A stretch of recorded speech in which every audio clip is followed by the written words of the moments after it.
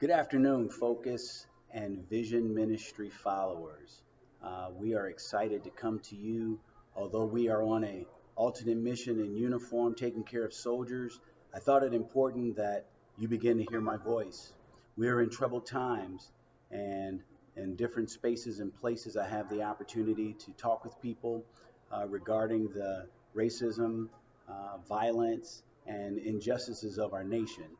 And on yesterday, I had the opportunity to address our community in the church and our community that follows us on Facebook.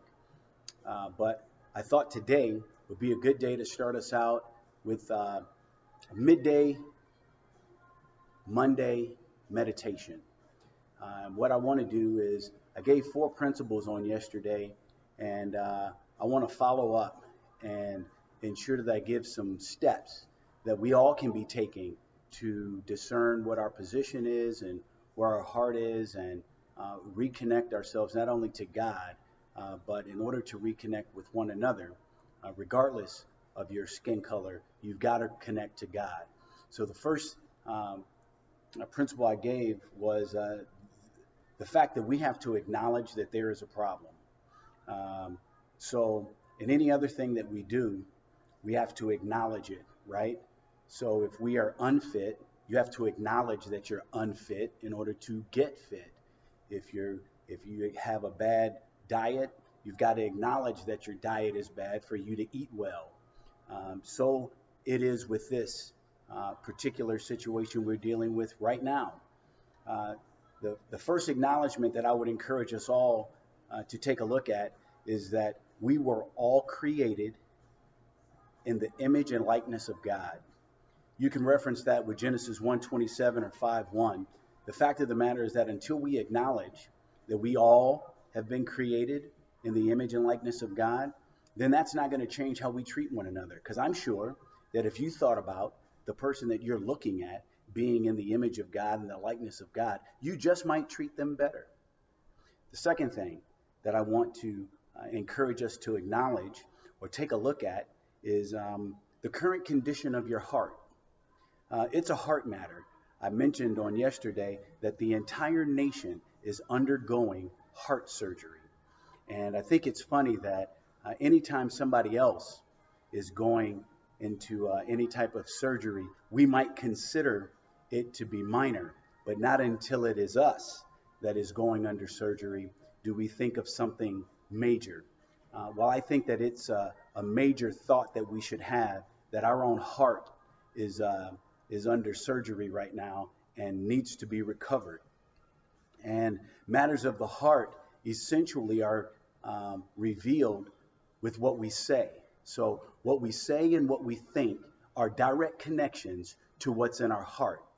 And the only one that can change our heart is God.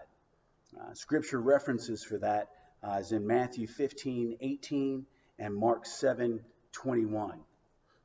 Know that the heart is where this process has to begin to change our perspective, to change our minds, and to change the way that we speak to one another. And then the final thing I think is extremely critical in the acknowledgement piece, or the acknowledgement step that we all have to take. And I've heard this in a few conversations that are being held by other church leaders and community leaders, but it's threefold. We must acknowledge one another's experience. Your experience with racism is different than my experience, whatever your color may be, and your exposure. So, what you are exposed to is different than what I'm exposed to, once again, regardless of our color. And we need to acknowledge that. And then finally, we have to acknowledge that there are explanations that have to be made. Your explanation and my explanation might be different, but they have to be able to be expressed and received by one another. So, in recap here, as you meditate on this, and before I go there, Romans 14:19 and Colossians 3:13 through 14 would be some scriptural context for acknowledging experience, exposure, and explanation. And to wrap this up, there's three things that you have to acknowledge. Acknowledge, number one, that God created us all in his image and in his likeness. And number two, acknowledge that the condition that we have right now throughout this nation is a heart condition. And not until we change our heart will we change our community.